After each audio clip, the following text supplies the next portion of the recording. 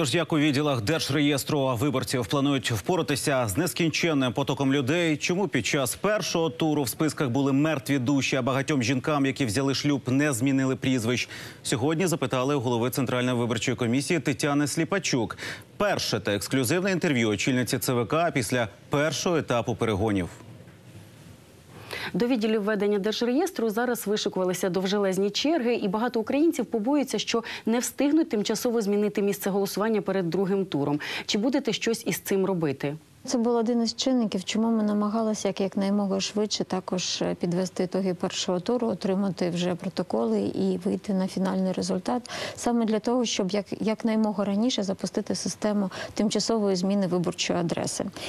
Більш того, ми встановили режим, відповідно до якого навіть у вихідні органи Держреєстру будуть працювати. Практика показує, що максимальна поява наших громадян в органах реєстру саме трапляється в останній тиждень.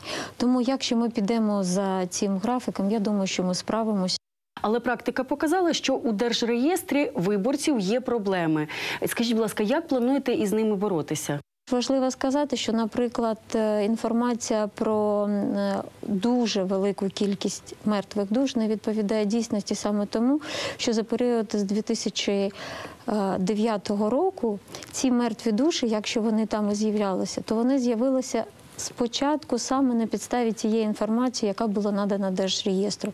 Реєстр сам не може перевірити цю інформацію, тому що він не є її носієм, він її адаптує до себе. А ще в 2012 році, наприклад, Державний реєстр виборців звертався до Міністерства юстиції щодо перевірки інформації більш ніж за 8 тисячами виборців, які вже на той момент були померлими. Але ми отримали інформацію від Міністерства юстиції лише стосовно 2000 осіб з цього переліку. Тому я думаю, що є важливим. Важливим є налагодження саме роботи державних органів, які мають надавати відомості щодо оновлення списку виборців до реєстру.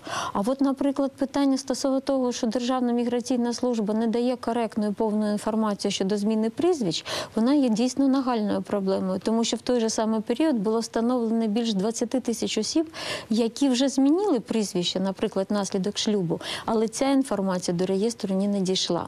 Тетяна Володимирівна, більшість спостерігачів визнала, що вибори у першому турі відбулися чесно. Завдяки чому?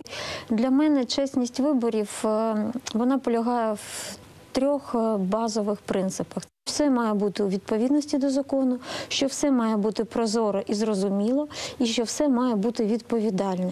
Дякую дуже за відповіді. Будемо сподіватися, що другий тур відбудеться без серйозних порушень.